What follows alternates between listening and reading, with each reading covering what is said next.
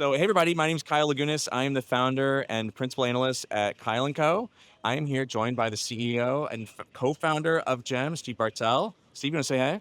Yeah, thanks for having me. It's good to be here. Yeah. Now, are we looking at that camera or that camera or that camera? I feel like we need to have a producer telling us this. Staring into the middle cam is the wide cam, and these are the two close-ups. Look at each other. All right. Deal. Staring through my eyes. I feel like this is where I was reading my vows to my husband. Like it's just so awkward. You have what you want to say in front of you, and I'm making eye contact for the pictures. All right. Well, so we're coming in live from RecFest. This is one of my favorite events. The weather is incredible. Gorgeous. Yeah, Wow. it's nice to be outside. I would like a breeze if the good Lord sees fit to give us one. Yeah. I'll But take it. you guys have been here before, right? This is a Yeah. show for you. Yeah, we've been to RecFest. This is my first time, though. Is it So really? It's really cool to be here. Yeah. How do you feel about festivals? I like festivals. Yeah. I like being outdoors. Yeah. I like music. Yeah. A lot of festivals have some nice outdoor music. But it's really, really cool. This is just such a different vibe from like the other conferences that I go to. Yeah, I think so too. It is interesting to see how many recruiter practitioners show up. Yeah. I'm actually seeing a lot of like recruiting teams, like the head of TA bringing their team, Yeah. like frontline team, like everybody coming in. It's like a nice professional development day.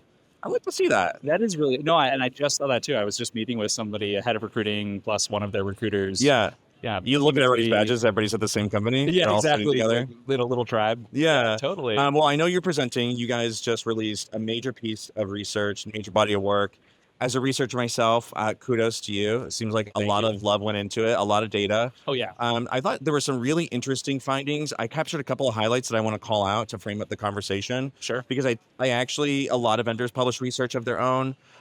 This really stood out to me as actually representative of the market. So I want to call out some things that stood out. 87% of companies plan to grow headcount, but 39% of TA teams expect to stay flat or shrink. It's wild. Yeah. What do we think about that?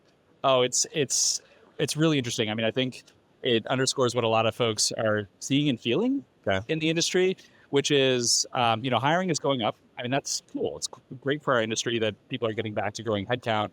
But, unfortunately, companies aren't willing to grow their recruiting teams in tandem. And so I think a lot of folks are thinking, like, all right, how do I increase headcount while getting more out of the team that I have? Or maybe just adding a few incremental recruiters to the team. And so that creates a lot of challenges for recruiting teams.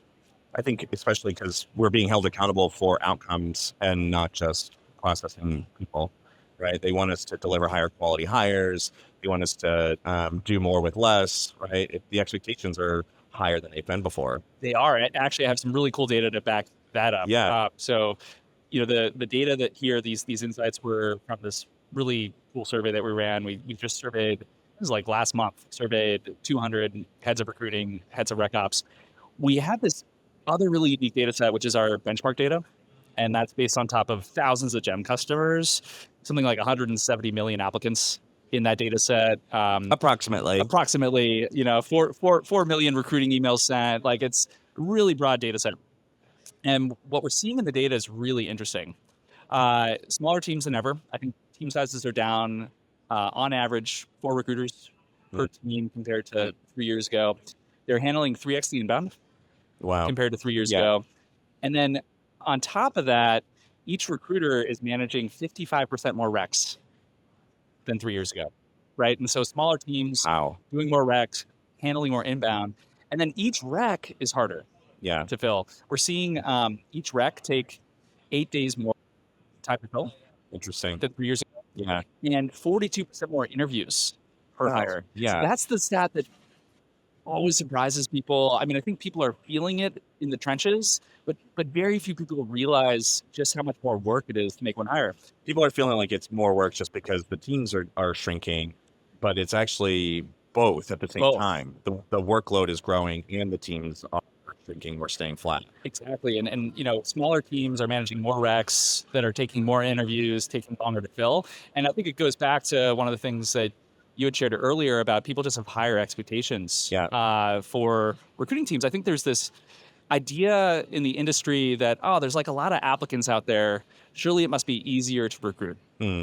But it's just not true. We're actually seeing the opposite in the data. But I think what it's creating is somewhat unrealistic expectations from hiring managers and execs Yeah. on quality of candidate, quality of hire. Yeah. And so Interesting. they're pushing for, well, let's just keep this role open for a little bit longer. Let's see more candidates. Yeah. Whereas, I think 3 years ago, people would have jumped on Oh, yeah. the really amazing candidate that was at the finish We line. just had to go. We just had to hire. I think that is interesting because that is kind of feels like the things coming back around. That's like hire manager behavior that's existed in the past. Like one more candidate, one Right. more. Let's show me one more. No, I think it is interesting because recruiting professionals need to operate at a higher level now. They can't just be processing applicants, and owning recruiting workflows. They've got to advise. They have to influence. It's Totally. really difficult. How are you seeing maybe AI? The two-letter word that's at every show now. How is that helping that? How is that like meeting that moment?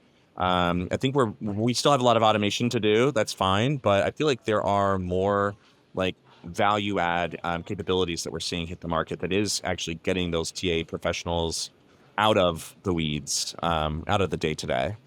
Exactly. I think that's what a lot of folks are hoping is the answer to this, because with smaller teams doing more work, each rec taking longer, taking more interviews, with companies expecting to grow headcount but not expecting to grow their teams Yeah. proportionally, I think a lot of folks are thinking like, well, how can I get more out of the team I have? How can we make things more efficient, improve processes, but also like one of the biggest sources of efficiency that a lot of folks are looking into right now is how can AI help? Yeah.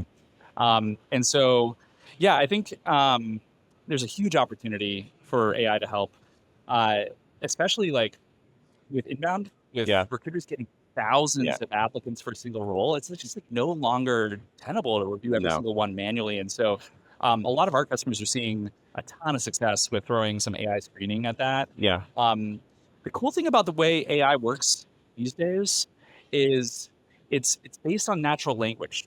So it's no longer this like black box algorithm Yeah. where you train it up on tons and tons of data and it spits out an answer. You don't know why. Yeah. Yeah. Yeah. In this day and age with AI, recruiters can actually maintain control over like what the algorithm is doing by saying, you're the 5 to 10 criteria. Oftentimes, like starting with the job description, maybe a spot doc or like an internal calibration doc with their hiring manager. Feed that in. Here's the 5 to 10 criteria that I want to rank or qualify this like massive pool of applicants based on. And then when you get the scores on the other side, AI can even explain like why it ranks somebody the way it did. Yeah. And so what we're seeing is, customers are saving a ton of time. I was just talking to a recruiting leader at Zillow. They've been some of the early adopters of this. We have hundreds of customers, by the way, leveraging AI already across our GEM customer base. Zillow's seeing 75% time savings. Yeah. Wow. Inbound. And I was just at That makes a big deal. I mean, because that's deal. just, that's just a deluge, right? And you're just like underwater already. You make me think it's like the challenge right now isn't just do more with less. It's do great work with minimal resources. Totally. And it's just like such a dichotomy of expectation versus reality. But I think I am seeing, there was a lot of anxiety around AI for a long time. And I think that there is still some because people don't know, like you're seeing this trend of recruiting orgs shrinking still. But I do see the ones like a lot of recruiters are like, oh no, this is a capability for me. Like, I'm seeing people jamming out on stuff now, like sourcing jams where you work on a rec together, show the search string you build or whatever. Yep. I do see more of like AI jams in recruiting meeting culture. Yeah. And I'm really happy to see that. No, that's so cool. And I think that's actually one of the big barriers to getting value out of AI. It's not just like the tools, but it's also how does everybody become AI fluent? Yeah. And so this idea of an AI jam where like we're sharing best practices on like how to prompt and like the different use cases that we're all exploring, like, it feels like a really, really cool thing for the industry. We actually hosted one of those ourselves the other day. Okay. It was less of a jam, but it was this session we did on just like how to write good prompts. Yeah. In a recruiting context. Yeah. And some of it was in the context of jam, but some of it was just like, how do you write effective prompts using GPT or Claude or something like that? And we had our lead PM and our lead eng manager who's building the AI products themselves come and like join one of our customer success experts. You let the nerds out of the back? Yeah, it was amazing because they're like the closest to the tech. Yeah. And have like all of the insights on like why you need to prompt things a certain way. Yeah. And it was so cool. It was our most attended webinar in years. We had thousands of Yeah. people dial Oh, in for that. dude, that's so cool. Well, I mean, honestly, so we do research too, and I Yep. published a study last month about the drivers of momentum in AI, and the number one is AI literacy. Like Yeah, it's not expertise, it's literacy. The people need to totally. understand what this is, and in the context of their work, how it can and can't work.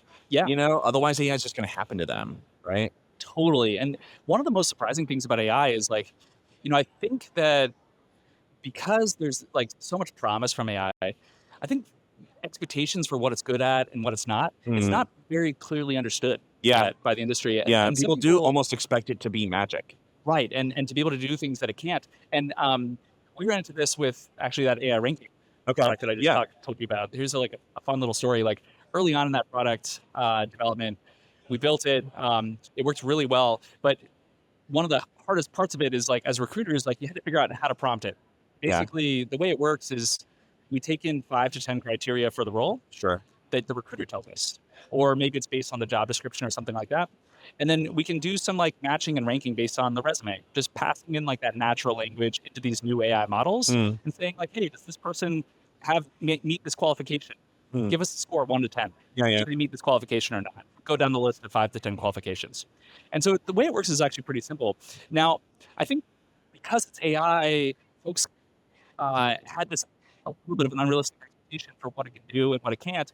And some people started to put qualifications in there that you'd really only be able to tell from a phone screen. oh yeah, For okay, example, like strong communicator. yeah, Like you can't really tell that necessarily no, from somebody's resume. So like yeah. the qualitative skills My that they resume is evaluate. trash. Well, I think, all right, maybe if your resume is trash and has a lot you of know? typos, that could say something about your Yeah. communication Well, skills. no, but I think I'm a great communicator, Well, that's actually, you know? exactly, and there's so many things that like we can only understand from actually talking to a Huh. human, and I think people just had these unrealistic expectations of like an AI being able to do that simply based on somebody's LinkedIn profile or a resume. Yeah. And so, teaching the industry best practices on how to prompt is just as important, maybe more important than like making sure that the technology works with. Yeah, I mean, I think especially because there's so much more product in market. It is so much with Gen AI, it's so much easier to ship new features and ship Totally, a product like ship a feature, call it a platform, and get $20 million in funding, totally. which is reckless. And I think if you are like I was talking to a senior talent acquisition leader at a like Fortune 25, and they were evaluating a tool that had no like the guy that built it had never been in recruiting. They had like 3 employees. He'd had like 3 jobs for 1 year each, and he's like, "Yeah, I'm really thinking this might be something we need to pilot here." I'm like, because they only look at features, they don't understand how these things work. Especially Yeah. with AI interviewing, like that's a very sensitive use case, Oh, right? it It's is. interfacing with thousands of people. Like you can't just take the one that looks good, right? You need to actually understand how they work well or not. That's you Totally. can't do that if you're not literate, right? Totally, and it's really challenging, especially because a lot of these new AI products demo really well. Yes. Yeah. But then when you actually use them in practice, there's all these edge cases and gotchas and like misfires that you didn't expect. Yeah. And so I think that it's really cool that there's so much innovation happening. But with all the innovation happening, it can be a little bit hard right now to separate what's real from what's Sure. noise. Yeah. But it's more critical. If we pull the thread all the way from the beginning, it's more Yes. critical because you can't afford to fail. Like, our Yeah. resources are capped and our teams are strapped and we have to get it right. It's like, Totally. that's what's so difficult. Because like AI, it is still something of an experiment. We do still need to be learning. And that means potentially like failing forward sometimes. That TA is in a catch 22, man. Like we need the help. We need to be able to pilot things and see what works and what doesn't, but at the same time, we don't have the space to Don't do have the it, you luxury. know? Like, yeah, Yeah. we can't be wasting time on AI pilots that are hurting more than helping. Yeah, It is a little bit of a confusing time, I think, for the sure. industry right now. But I think it's also where vendors like Gem, who is not a client, I am just saying this because I mean it. I think that you guys are a good partner to Yeah, your clients. And partnership is a word that has been thrown around in the space for a long time. It matters more now than ever. And I know that I can trust you. you know how important it is to me to execute on this. You know that I have no more headcount to add, and I really need to scale out of this new feature you're offering me. Like, you know what I It mean? needs to work. Yeah. And a big part of it working is actually, I see it as our mission is also to make recruiting teams more AI fluent. We need Yeah. to teach them as well Yeah. best practices on how to leverage AI, because that's like half the battle. It's so funny you say best practices, because I remember I came into the space when cloud and SaaS were new. Yep. And every vendor was like, "Oh, we build the technology, you bring the strategy." And like we're not a consultancy. We're not coming in and optimizing your processes, et cetera. We're just here to implement the tech. It's changing. Yep. Vendors are bringing best practices, especially around new innovations like AI. I mean, we have to. Yeah. And I think it's our imperative Yeah. that we do so. Yeah. You're solution providers, not Totally. just tech vendors. Right? Yeah, exactly. It means something. Well, thanks for coming on and jamming out with me a little bit. Yeah. Where can people find the new report? Yes. So you can find it on gem.com, and all of our data-driven reports, like, they're available for folks whether you're a Gem customer or not. So really encourage you to check it out. There's actually 3 awesome assets. One is that trends report where we surveyed 200 people, hot off the press last month. The other 2 are these awesome benchmark reports that we refresh every single year. Okay. And so the first covers like industry stats as a whole. Okay. That's where some of those stats that I was sharing with you before came from. 42% more interviews per hire, 8 more days to fill a role, 3x the applicants. That's based on thousands of Gem customers, aggregate data across all those customers. And then the last one, I think it's really cool, really valuable. It's less about what's happening in the industry, but it's more like data-driven best practices on how to get the most out of your sourcing. Okay. So like what time of day to send your emails, the impact of personalization, subject line best practices, all based on data. So 3 different reports. Love you can that. find them all on gem.com. We open source them every year. Really encourage you to check them out. Yeah, I absolutely will. Might even have to do a little write-up. All right. Well, thanks for joining us, Steve. Have a great time at the festival. Thank you. Good to be here.